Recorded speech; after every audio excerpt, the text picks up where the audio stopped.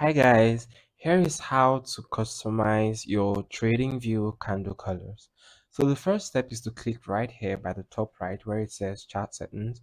Once you do that, you click right here on symbol and then you have your candles right here. Okay, right here it says candles, and then you have the body, the borders, and the wicks. So the wicks are essentially these sharp lines right here.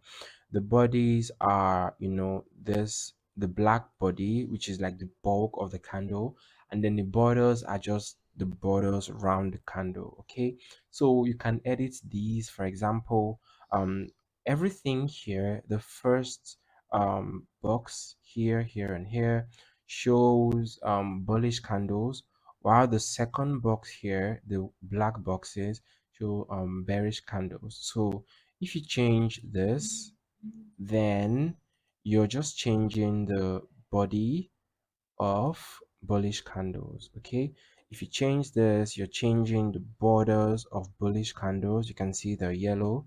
And if you change this, you're changing the wicks of bullish candles.